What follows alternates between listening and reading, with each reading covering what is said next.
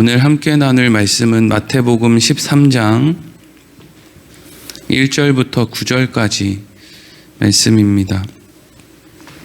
마태복음 13장 1절부터 9절까지 말씀을 같이 읽겠습니다. 시작. 그날에 예수께서 집에서 나가사 바닷가에 앉으심에 큰 무리가 그에게로 모여들거늘 예수께서 배에 올라가 앉으시고 온 무리는 해변에 서 있더니 예수께서 비유로 여러 가지를 그들에게 말씀하여 이르시되 씨를 뿌리는 자가 뿌리러 나가서 뿌릴새 덜어는 길가에 떨어짐에 새들이 와서 먹어버렸고 덜어는 흙이 얕은 돌밭에 떨어짐에 흙이 깊지 아니하므로 곧 싹이 나오나 해가 돋는 후에 타서 뿌리가 없으므로 말랐고 덜어는 가시떨기 위에 떨어짐에 가시가 자라서 기운을 막았고 덜어는 좋은 땅에 떨어짐에 어떤 것은 100배 어떤 것은 60배 어떤 것은 30배의 결실을 하였느니라. 귀 있는 자는 들으라 하시니라. 아멘. 오늘은 씨 뿌리는 자의 비유라는 제목으로 말씀을 나누도록 하겠습니다. 사실 오늘 우리가 읽은 본문의 말씀은 마태복음 13장 1절부터 30절까지 이어지는 예수님께서 어떤 말씀을 하시고 이후에 또 제자들에게 따로 이제 설명까지 해주시는 그런 긴 내용을 가지고 있는 말씀이라고 할 수 있습니다. 그러나 오늘 본문의 말씀이 이제 사실은 그 앞에 오늘 우리가 읽은 말씀 앞에 있는 마태복음 12장에 좋은 나무는 좋은 열매를 맺는다. 또 요나의 표적밖에는 보일 것이 없다. 누가 내 형제고 누가 내 어머니인가 라고 하는 그 은혜를 강조하고 있는 그 말씀의 연장선에서 사실 오늘 말씀이 또 이어지고 있기 때문에 오늘 본문의 말씀 자체도 길고 마태복음 13장에 있는 말씀도 길지만 이전에 마태복음 12장에서부터 이어지는 이제 말씀으로 우리가 생각할 수 있죠. 그럼 마태는 왜 이렇게 긴 절을 할애해서 이렇게 계속 반복되는 이야기를 하고 있느냐 하면 이제 마태복음을 기록한 이유가 유대인들에게 예수님을 소개하기 위함인데 이 유대인들이 태어날 때부터 뼛속 깊이 가지고 있었던 잘못된 그 생각을 고쳐주기 위함이었습니다. 유대인들은 태어날 때부터 무슨 그런 잘못된 생각을 갖고 있었느냐 하면 우리는 유대인으로 태어난 것만으로 구원받는다. 이런 이제 생각을 갖고 있는 거예요. 우리는 선민이다. 이 세상에 존재하는 모든 다른 인류는 이방인들은 짐승과 같다. 왜? 그들은 우리와 같은 유대인 선민이 아니기 때문에 그들은 구원받지 못하기 때문이다. 우리는 태어날 때부터 선민으로 태어났기 때문에 우리는 무조건 구원을 받는다. 이제 이런 생각을 유대인들은 어려서부터 그렇게 하고 있단 말이죠. 그런데 그런 생각을 갖고 있으면 이 사람들은 사실 그들을 구원의 길로 인도해 줄 메시아는 필요하지 않은 거예요. 유대인들에게 있어서 필요한 메시아는 그냥 이 세상에서 자기들의 문제, 로마의 억압이라든지 먹고 사는 문제라든지 병을 고쳐준다든지 하는 정도의 메시아가 필요할 뿐 실질적으로 그들을 구원으로 이끌어줄 메시아가 필요하지 않은 거죠. 왜? 태어날 때부터 구원을 받았으니까요. 그 사람들은 생각하기를. 그러니까 그 사람들에게 있어서 힘이 없어 보이는 그저 그냥 힘없는 어린 양으로 이 땅에 오신 예수님이 뭐가 필요하겠습니까? 그 사람들은 먹는 문제, 병 고치는 문제, 또 군사적인 문제를 해결해 줄 강한 힘을 가진 메시아가 필요한데 이미 구원받은 그 사람들에게 예수님이라고 하는 메시아는 필요하지 않은 거죠. 그러니까 마태가 계속 반복적으로 태어날 때부터 그렇게 자격을 갖는 사람이 없다. 우리는 다 은혜가 필요하다. 그 은혜를 입어야 우리는 구원을 받을 수 있다. 이런 이야기를 지금 반복해서 하고 있는 것이죠. 그래서 하나님의 은혜를 입은 사람만이 좋은 나무가 되어서 좋은 열매를 맺을 수밖에 없다.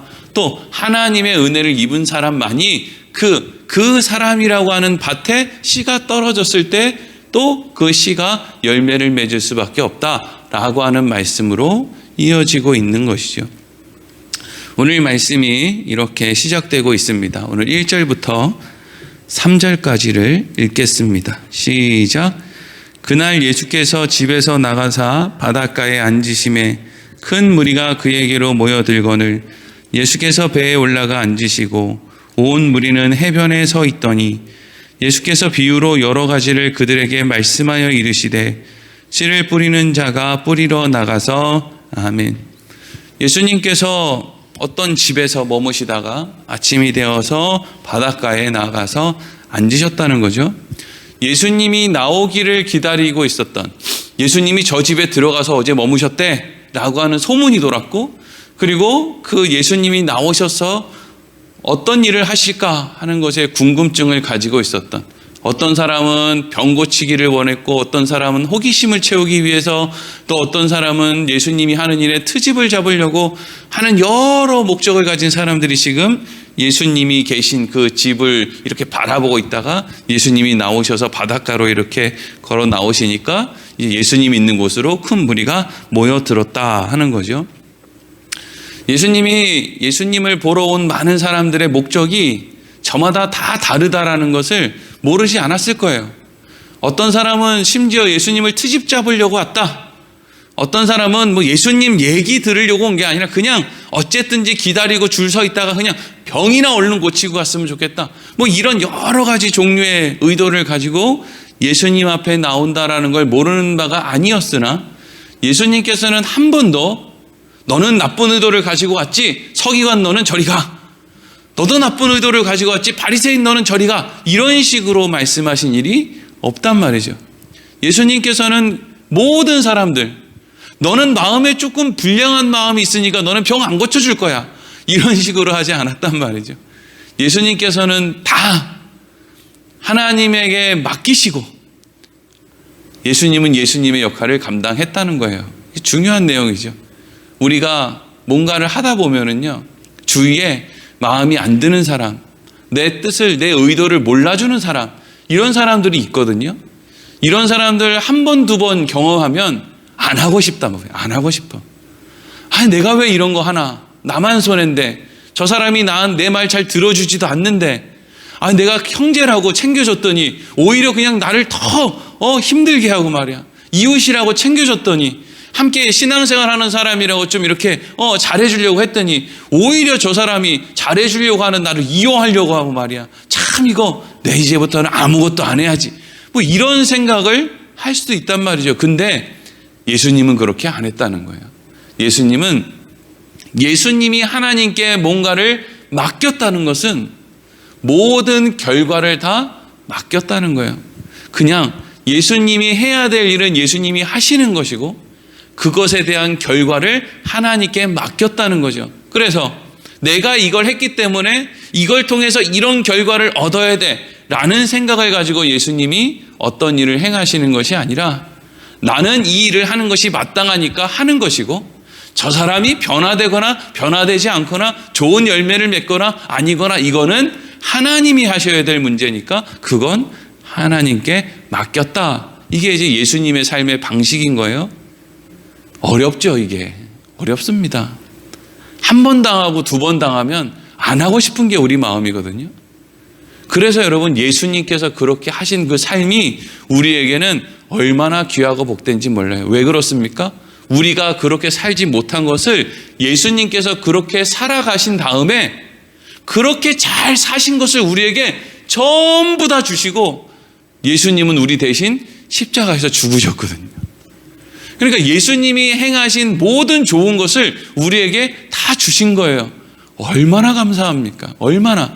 단지 그냥 십자가에서 내가 죽어야 될 건데 예수님이 대신 죽었다. 이것만이 아니라 하나하나 이렇게 결과를 하나님께 맡기신 것, 손해보신 것, 자존심 상하는데 그거 참으신 것, 이런 하나하나 배고프신 것, 추위를 겪고 이 모든 것들이 다 우리에게 주시고 그 모든 삶을 우리에게 허락하시고 예수님은 우리가 못한 것을 다 짊어지고 죽으셨다는 거죠.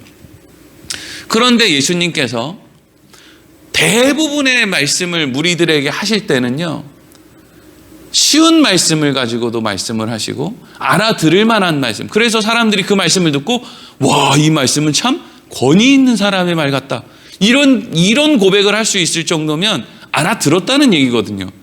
뭔 얘기인지도 못 알아듣는데 이건 참 권위 있는 자의 말 같다. 이런 식으로 표현 안 할 거 아닙니까? 무슨 이야기를 하는지 하나님 이야기를 하고 천국 얘기를 하는데 너무 이게 맞아, 그렇지, 이런 이제 고백을 하게끔 예수님이 말씀을 이제까지는 했다는 거죠. 그래서 사람들이 와, 이 말씀은 권위 있는 자의 말씀과 같다라고 하는 고백도 했는데, 또 때론 예수님께서 어떤 말씀에 대해서는 비유로 말씀을 하시는데 그 비유의 말씀을 해석해 주시지 않고 그냥 비유의 말씀만을 전해 주시는 때도 있었다 하는 것이죠. 그래서 오늘 읽지는 않았지만 마태복음 13장 11절에 보면 예수님께서 비유로 말씀하시는 이유를 이렇게 말씀하고 있어요. 우리 그 뒤에 13장 11절 같이 한번 읽어보겠습니다. 시작. 대답하여 이르시되 천국의 비밀을 아는 것이 너희에게는 허락되었으나 그들에게는 아니 되었나니. 아멘. 이 말씀을 오해하면은요, 예수님은 좋은 말씀을 이렇게 감추두고 계시다가 마음에 드는 사람은 그 좋은 말씀을 이렇게 전하고 마음에 들지 않는 사람은 그 말씀을 안 가르쳐주고 그냥 비유로만, 못 알아듣게 비유로만 하고 이렇게 꽁 감춰두고 이렇게 하시는 것처럼 여겨지는데 사실 그게 아니에요. 이런 종류의, 지금 이 씨 뿌리는 자의 비유와 같은 이런 종류의 말씀은요, 이미 앞전에 좋은 나무가 좋은 열매를 맺는다라는 말씀으로 이미 그것에 대한 설명은 이미 다 하신 것과 다름이 없어요. 그런데 왜 예수님께서는 이렇게 천국의 비밀을 아는 것이 너희에게는, 누군가에게는 허락되었는데 누군가에게는 허락되지 않는다라는 말씀을 하시느냐 하면, 그건 예수님께서 어떤 말씀을 감춰두고 있다는 게 아니라 어떤 말씀은 도무지 그 사람이 알려고 해도, 아니 심지어 예수님이 그 비유가 무엇인지를 이렇게 성경에 기록된 것처럼 제자들에게 풀어주듯이 다 풀어준다고 해도 그 사람들의 자체에 그걸 인지할 수 있는 감각이, 그러니까 그걸 인지하려면 하나님의 은혜가 임해야 되고, 그래서 그것을 인지할 수 있는 하나님의 은혜 안에서 성령님이 그걸 가르쳐 주셔야 되는데 그런 역할이 없기 때문에 이건 그 사람들한테 비유로 전해줘도 못 알아듣고 해석으로 전해줘도 어차피 못 알아듣는다. 그러니까 예수님이 뭘 선택을 해서 내가 감춰두고 싶으면 내가 감춰두고 저걸 전해주고 싶으면 전해주고, 이걸 예수님이 뭘 그렇게 하는 게 아니라 저 사람들에게 있어서 그런 감각이 있느냐 없느냐에 대해서 그것을 지금 설명하기 위해서 일부러 비유로 말씀을 하고 있는 것이죠. 여러분, 하나님의 은혜가 임하지 않은 사람은 결정적인 핵심이 뭐냐면 자기를 생각하며 자기 욕심에 빠져 살거든요. 자기 중심으로 자기 욕심에 빠져 사는 사람은 모든 하나님의 말씀을 다 자기 중심으로만 생각할 수밖에 없어요. 그러니까 유대인들도 하나님의 말씀을 들으면 다 어떤 식으로만 생각하느냐? 그러니까 우리 같은 선민한테 하나님이 뭐 좋은 거 주신다는 거야? 이런 식으로만 생각할 수밖에 없는 거예요. 근데 하나님의 은혜가 있는 사람, 그래서 들을 귀가 열린 사람은 어떤 일이 일어납니까? 이제 들리는 거죠. 내 문제가 뭔지를 알게 되는 거죠. 내가 유대인으로 태어났다는 것이 아무 소용없다는 걸 그제서야 알게 된다는 거예요. 그래서 예수님께서 이제 비유의 말씀을 하시는데 오늘 3절에서 9절까지 이 비유의 말씀을 다 들어봤을 거예요. 어떤 농부가 씨를 뿌렸다는 거죠. 그런데 그 씨를 이렇게 뿌렸는데 그 씨가, 그러니까 이스라엘 사람들은 그 씨를 우리같이 무슨 땅을 조금 파놓고 거기다가 몇 개씩 심고 이렇게 원하는 데다가 좋은 데다가 딱 심는 게 아니라 그냥 어떤 지역에 땅이 워낙 넓으니까 이렇게 막 이제 흩어 뿌리나 보죠. 그러면 그 많은 씨들이 어떤 씨는 길가에, 어떤 씨는 돌밭에, 어떤 씨는 가시떨기에 떨어졌다라는 거예요. 그런데 어떤 씨는 좋은 땅에 떨어졌다는 거죠. 참 이게 신기해요. 그렇죠? 애초부터 그냥 좋은 땅에만 떨어뜨리면 좋을 텐데 왜 이 씨를 그냥 막 이렇게 이스라엘 사람들은 그렇게 할까? 근데 이스라엘 사람들은 그렇게 농사 짓는 게 그 사람들만의 문화예요. 그래서 그렇게 이제 씨를 뿌렸다는 거죠. 그래서 처음에 길가에 이제 씨가 떨어진 곳은 그 길가에는 씨가 떨어졌는데 뭐 흙도 없고 막 이러니까 씨가 그냥 눈에 보이는 거예요. 그러니까 새들이 와서 먹었다. 돌밭에 떨어진 것은 뿌리를 깊이 내릴 수가 없어서 뭐 조금 이렇게 하다가 해가 뜨니까 말라서 없어졌다. 가시밭에 떨어진 것은 뭐 심해져서 조금 자라나나 했더니 그 싹이 가시떨기에 이렇게 자꾸 걸리고 이러니까 또 해도 잘 못 보고 이러니까 결국에는 비실비실거리다가 죽었다. 그런데 좋은 땅에 떨어진 씨는 100배, 60배, 30배의 결실을 맺을 수가 있었다 하는 것이죠. 사실 이게 무슨 뭐 대단히 못 알아들을 정도의 비유입니까?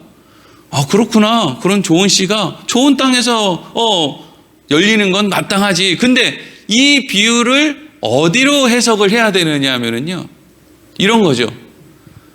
길가는, 돌밭은, 또 가시떨기 나무는 왜 옥토가 될 수가 없느냐? 좋은 땅이 될 수가 없느냐?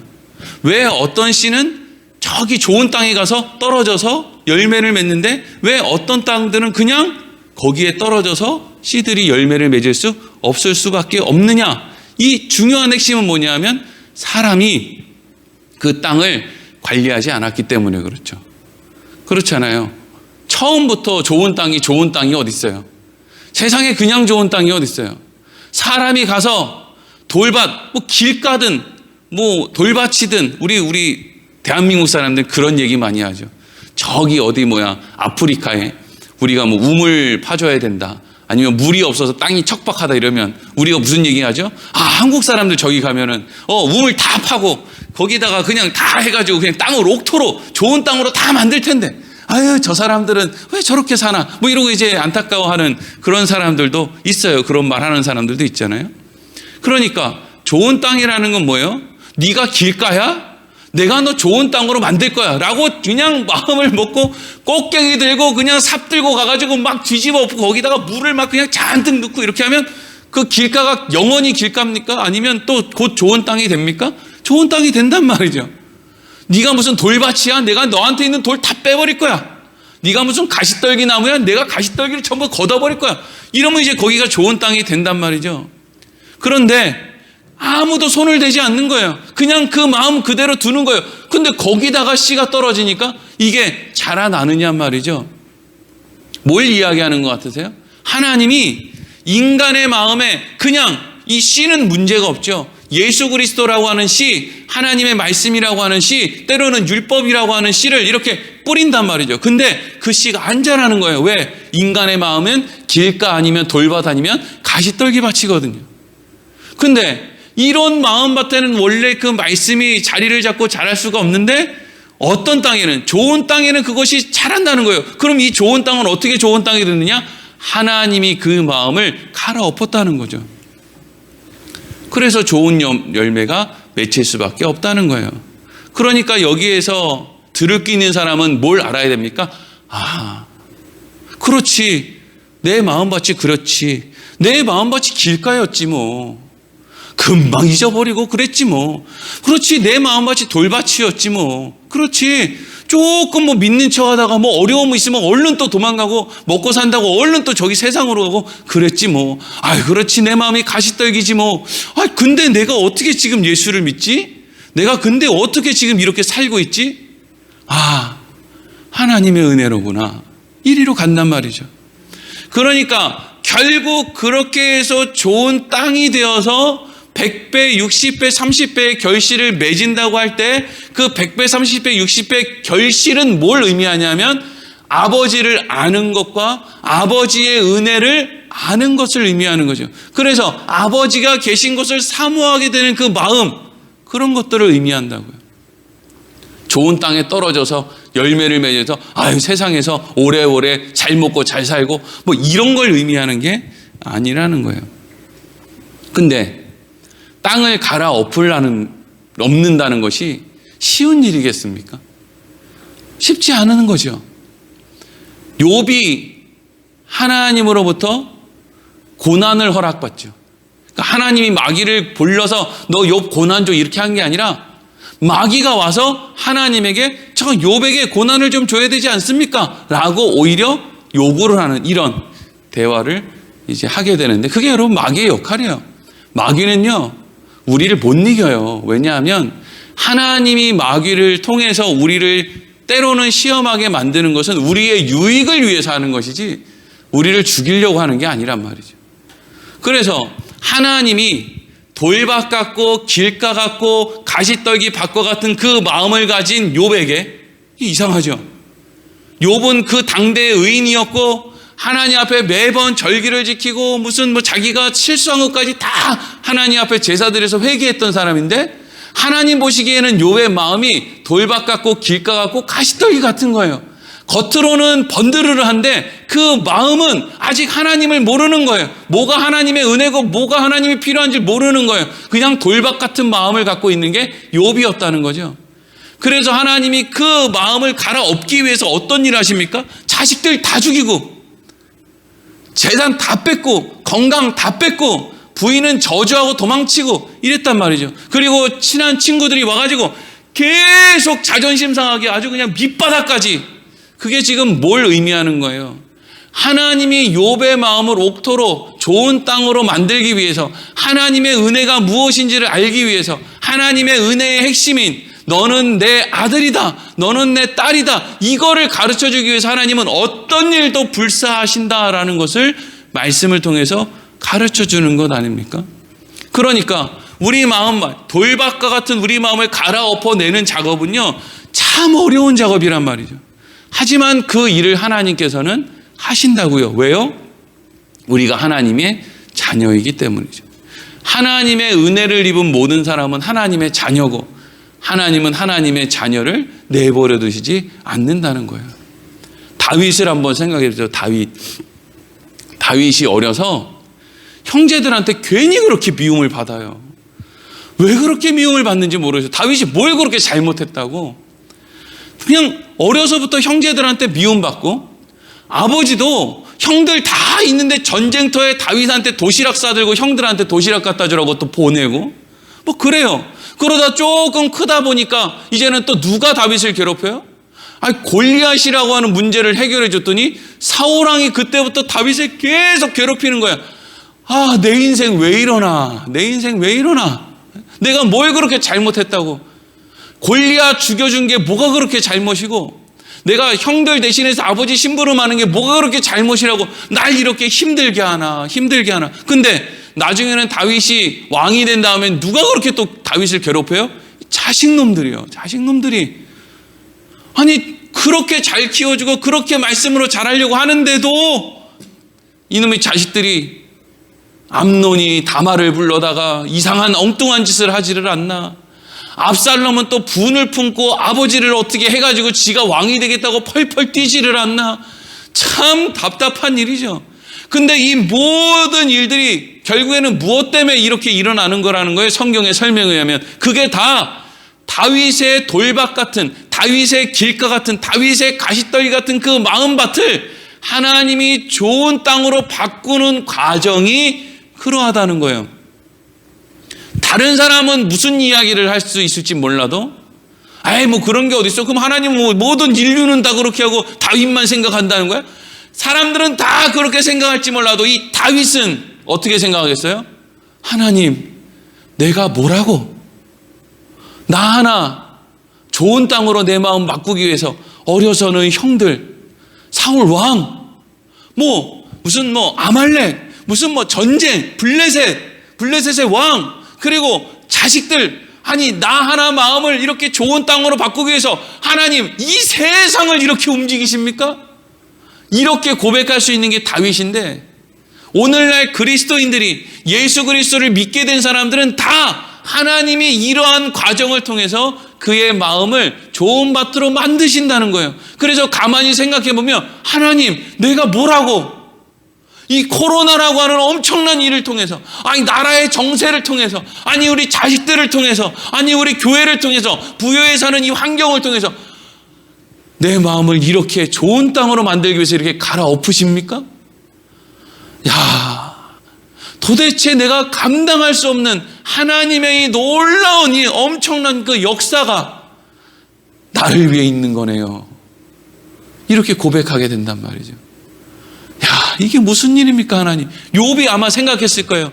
욥이 하나님이 마지막에 욥에게 찾아와서 야, 이 세상이 만들어질 때 너 뭐 했냐? 너 그때 이 별이 어떻게 생겼는지, 파도의 경계가 어떻게 생겼는지, 우리식으로 하면 왜 달이 지구를 돌고 있는지, 왜 지구가 태양을 돌고 있는지 너 그거 아냐? 라고 이야기를 했을 때 욥이 그렇게 얘기할 거 아니에요. 하나님, 저는요 그저 그냥 하나님 앞에 기도하면 먹고 살기나 해주시고 건강하게나 해주시고 그냥 자식들 시집장가나 그냥 잘 가게 해주시면 그걸로 됐는데 내가 뭐라고?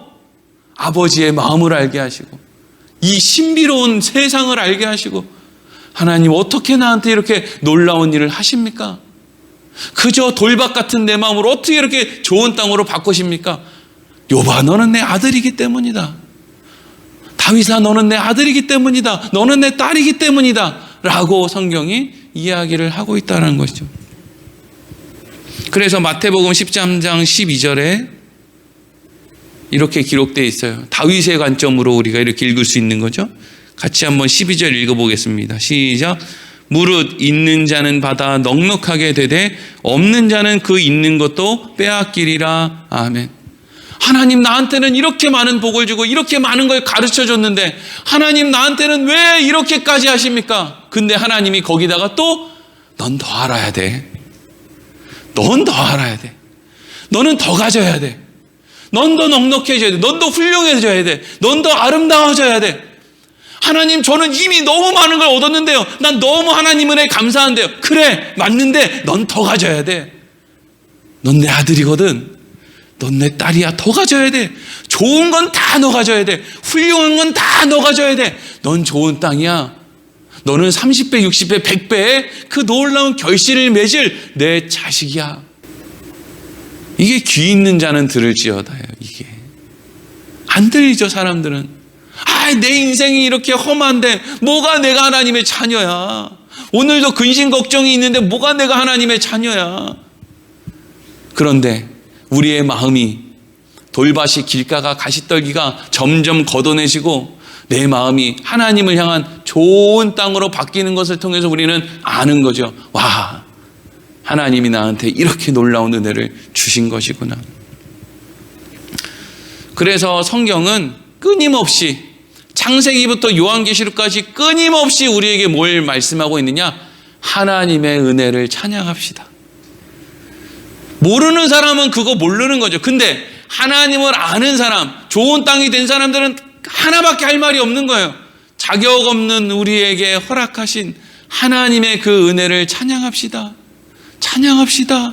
우리를 자녀 삼아주신 하나님의 그 은혜를 찬양합시다. 이게 매주마다 매일매일마다 우리 삶 가운데 우리 삶의 중심에서 우리에게 울려 퍼져야 되는 소리인 것이죠. 또 다음 주 월요일 날 이어서 말씀 가지고 나누도록 하겠습니다. 기도하겠습니다.